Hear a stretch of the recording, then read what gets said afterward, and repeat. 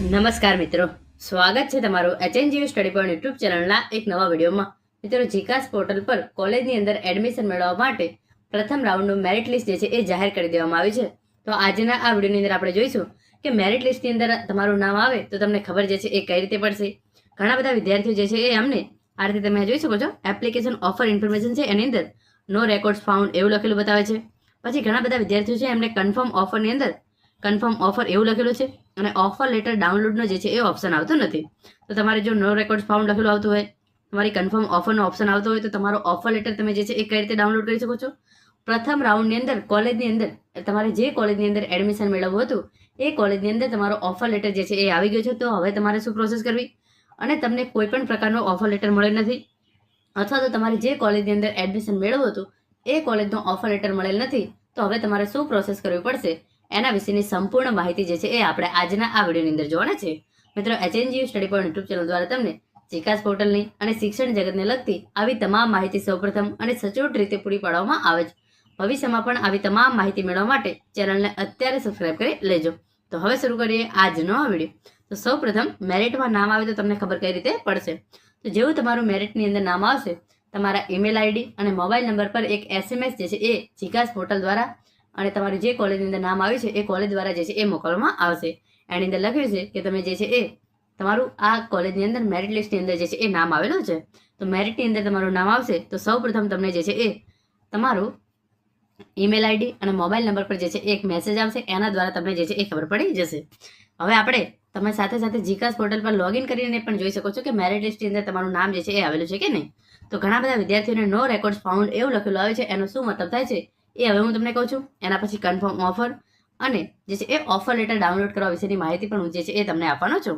અને એના પછી ગમતી કોલેજની અંદર એડમિશન મળી ગયું હોય તો શું પ્રોસેસ કરવાની, અને તમારે જે કોલેજની અંદર એડમિશન મેળવવું હતું એમાંથી જે છે એ ઓફર લેટર આવેલું નથી તો તમારે શું કરવું એ તમામ ઇન્ફોર્મેશન જે છે હું તમને અહીંયા આપું છું. તો સૌપ્રથમ એના માટે તમારે શું કરવાનું છે, જીકાસ પોર્ટલ પર તમારો યુઝરનેમ પાસવર્ડ નાખી અને તમારે જે છે એ લોગિન કરી લેવાનું છે. જેવું તમે ત્યાં લોગિન કરી લેશો આ રીતે તમે જોઈ શકો છો તમારું ફોર્મ જે છે એ payment, profile, academic, choice, submit અને વેરીફાઈ જે છે એ તમે કરાવી દીધું છે. આ તમે 6 સ્ટેપ જે છે એ પૂરેપૂરા કરેલા હશે તો તમારું ફોર્મ જે છે એ પ્રથમ તબક્કાની અંદર રાઉન્ડ 1ના એડમિશન માટે વેલિડ ગણવામાં આવેલું હશે.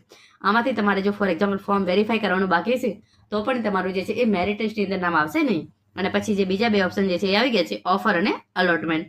તો તમને કોઈ પણ પ્રકારની ઓફર આપવામાં આવેલી છે, કોલેજમાંથી મળેલી છે તો અહીંયા જે છે એ ગ્રીન ટિક થઈ ગયું છે અને તમે કોઈ પણ પ્રકારની કોલેજ જે છે એ તમે કન્ફર્મ કરી દીધી છે. તો અલોટમેન્ટ છે એની અંદર પણ ગ્રીન ટિક થઈ ગયો હશે. સૌપ્રથમ જે છે એ ઘણા બધા વિદ્યાર્થીઓને અહીંયા છે એપ્લિકેશન ઓફર ઇન્ફોર્મેશન, એની અંદર નો રેકોર્ડ ફાઉન્ડ એવું લખેલું આવે છે. તો એનો ક્લિયર કટ મિનિંગ થાય છે કે તમે જે પણ કોલેજો પસંદ કરી હતી એમાંથી જે છે એ મેરિટ લિસ્ટની અંદર તમારું નામ જે છે એ આવેલું નથી. એટલે કે તમે કોલેજ પ્રવેશ માટે જે 4-5 કોલેજો પસંદ કરી હતી એના પ્રથમ રાઉન્ડના મેરિટ લિસ્ટની અંદર તમારું જે છે એ નામ આવેલું નથી. જો આવું થયું છે તો તમારે કોઈ પણ પ્રકારની ચિંતા કરવાની જરૂર નથી. તમને ચોક્કસથી કોલેજની અંદર એડમિશન જે છે એ મળી જશે. એના માટે તમારે શું પ્રોસેસ કરવાની રહેશે એ પણ હું તમને અહીંયા જણાવી દઉં છું આગળ. પછી પહેલાં જે છે જે વિદ્યાર્થીનું એડમિશન કન્ફર્મ થતું હોય એમને શું પ્રોસેસ કરવી છે એ હું એમને સમજાવી દઉં છું. તો આ રીતે નો રેકોર્ડ ફાઉન્ડ લખેલું આવે તો તમારે કોઈ પણ પ્રકારની ચિંતા કરવાની જરૂર નથી. તમારું એડમિશન જે છે એ બીજા, ત્રીજા અને ચોથા રાઉન્ડની અંદર કન્ફર્મ 100% થશે અને થશે જ. તો ખાલી એનો મતલબ એટલો થાય છે કે પ્રથમ રાઉન્ડની અંદર તમારું જે છે એ મેરિટ લિસ્ટની અંદર નામ જે છે એ આવેલું નથી. પછી તમારું જે છે એ જેનું મેરિટ લિસ્ટની અંદર નામ આવેલું છે એમને જે છે એ જે પણ કોલેજો એમને સિલેક્ટ કરી છે એ યુનિવર્સિટીનું નામ, કોલેજનું નામ, પ્રોગ્રામનું નામ અને જે મુખ્ય વિષય એમણે સિલેક્ટ કરેલું છે એ તમામ વિગતો જે છે એ એમને એડમિશન ઓફર ડિટેલ્સનો જે આ ઓપ્શન છે એડમિશન ઓફર ઇન્ફોર્મેશન, એની અંદર જે પણ તમે કોલેજ સિલેક્ટ કરી હતી એમાંથી જેટલી પણ કોલેજ દ્વારા તમને જે છે એ ઓફર લેટર આપવામાં આવેલો છે એ તમામના નામ જે છે એ આવી જશે. તો એમાંથી તમારે શું કરવાનું છે, જે પણ કોલેજની અંદર તમારે જવું હોય એની અંદર જ ખાલી કન્ફર્મ ઓફર છે એના પર ક્લિક કરવાનું રહેશે. એટલે કે ફોર એક્ઝામ્પલ તમે 10 કોલેજ સિલેક્ટ કરી હતી અને એમાંથી 5 કોલેજ દ્વારા તમને જે છે એ એડમિશન ઓફર ઇન્ફોર્મેશન જે છે એ એની અંદર 5 કોલેજના નામ જે છે આવેલા છે અને 5ની આગળ જે છે એ કન્ફર્મ ઓફર આ રીતે લખેલું આવે છે. તો તમારે જે કોલેજની અંદર જવું હોય એની અંદર જ કન્ફર્મ ઓફર છે એના પર તમારે જે છે એ ક્લિક કરવાનું રહેશે. જેવું તમે કન્ફર્મ ઓફર જે આ 5 કે 6 કોલેજમાંથી તમારું મેરિટ લિસ્ટની અંદર નામ આવેલું છે એની અંદર જેનું અંદર પર તમે કન્ફર્મ ઓફર પર ક્લિક કરશો તમારા મોબાઈલ નંબર પર એક ઓટીપી આવશે. એ ઓટીપી તમે જે છે અહીંયા નાખશો તો જે આ ઓફર લેટર ડાઉનલોડ છે એની અંદર પણ ઓફર લેટર ડાઉનલોડનો જે છે એ ઓપ્શન આ રીતે આવી જશે. જે ઓફર લેટર લખેલું છે પછી કન્ફર્મ ઓફર તમે એ કરી દેશો અને પછી ઓફર લેટર જે છે એ લખેલું છે એના પર ડાઉનલોડનો ઓપ્શન જે છે એ આવી જશે. તો જેવું તમે ડાઉનલોડ પર ક્લિક કરશો તમારું જે છે એ ઓફર લેટર આ રીતે ડાઉનલોડ થઈ જશે. તમે જોઈ શકો છો તમારી તમામ વિગતો જે છે એની અંદર આપવામાં આવેલી છે અને અહીંયા એક તારીખ લખેલી છે 31/5/2025.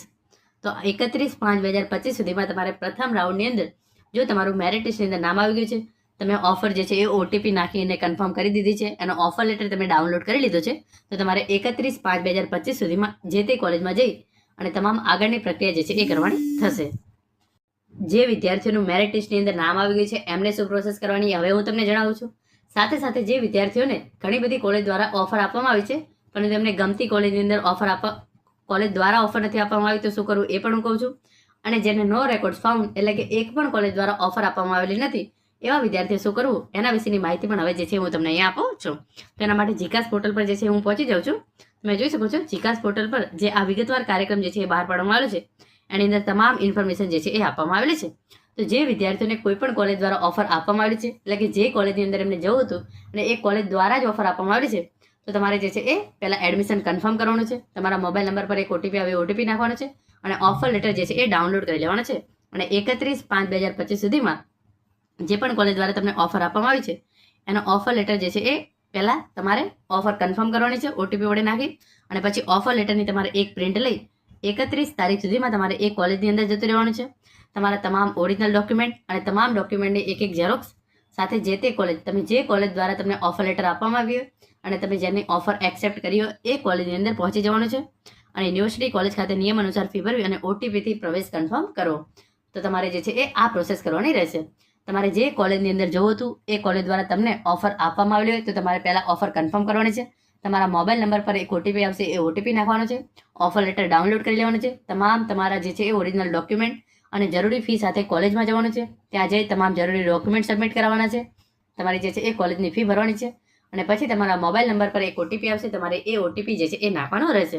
તો આ રીતે તમારું એડમિશન જે છે એ કન્ફર્મ થઈ જશે. તમે અત્યારે કોઈ પણ એક કોલેજની અંદર એડમિશન કન્ફર્મ કરાવશો તો આગળનો જે બીજો, ત્રીજો અને ચોથો રાઉન્ડ છે એની અંદર તમે ભાગ લઈ શકશો નહીં. પરંતુ તમે અત્યારે કોઈ એક કોલેજની અંદર એડમિશન કન્ફર્મ કરાવો છો અને પછી તમારે એને કેન્સલ કરાવી દો છો તો રાઉન્ડ 5થી તમે જે છે એ ફરીથી એડમિશન જે છે એ લઈ શકશો. હવે આપણે વાત કરીએ કે જે વિદ્યાર્થીઓને કોલેજમાંથી ઓફર આવેલી છે પરંતુ ગમતી કોલેજમાંથી ઓફર આવેલી નથી.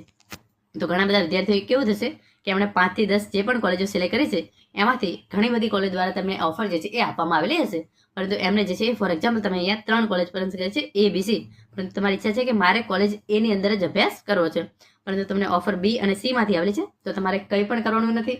એક પણ કોલેજને જે છે એ એડમિશન જે છે એ ઓફર છે એને કન્ફર્મ કરવાની નથી. તમારે કશું જ કરવાનું નથી. તમે આપોઆપ જે રાઉન્ડ 2 છે એની અંદર ભાગ લેવા માટે લાયક થઈ જશો. તો ગમતી કોલેજની અંદર એડમિશન મળે તો તમારે એડમિશન જે છે એ કન્ફર્મ કરી લેવાનું છે. ગમતી કોલેજની અંદર જો તમારું એડમિશન થતું ના હોય તો તમારે કોઈ પણ પ્રક્રિયા જે છે એ કરવાની નથી.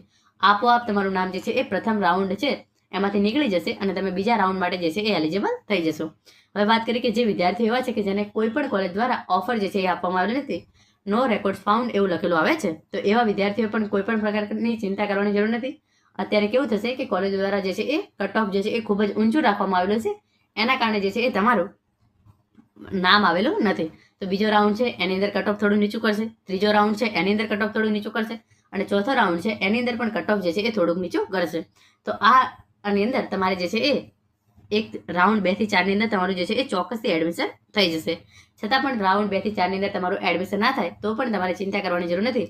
એડમિશનનો 5મો, 6ઠો, 7મો અને 8મો આમ કુલ 8 રાઉન્ડ જે છે એ બહાર પાડવામાં આવેલ છે. તો તમારે જે છે એ નો રેકોર્ડ ફાઉન્ડ બતાવે તો તમારે એનો મતલબ થાય કે કોઈ પણ કોલેજના મેરિટ લિસ્ટની અંદર પ્રથમ રાઉન્ડની અંદર તમારું નામ જે છે એ આવતું નથી. પરંતુ બની શકે છે કે બીજા, ત્રીજા અને ચોથા રાઉન્ડની અંદર તમારું જે છે એ નામ આવી જાય અને તમારું એડમિશન જે છે એ કન્ફર્મ થઈ જાય. બીજો રાઉન્ડ જે છે એ તારીખ 3/6/2025 થી 4/6/2025 દરમિયાન બહાર પાડવાનો છે. એટલે કે આના માટે બહુ દિવસ નથી, ખાલી 3 દિવસ પછી તમારો જે છે એ બીજો રાઉન્ડ બહાર પાડવાનો છે અને એના 2 દિવસ પછી તારીખ 6/6/2025 થી 9/6/2025 દરમિયાન તમારો જે છે એ ત્રીજો રાઉન્ડ અને 11/6/2025 થી 12/6/2025 દરમિયાન તમારો જે છે એ ચોથો રાઉન્ડ બહાર પાડવામાં આવનાર છે.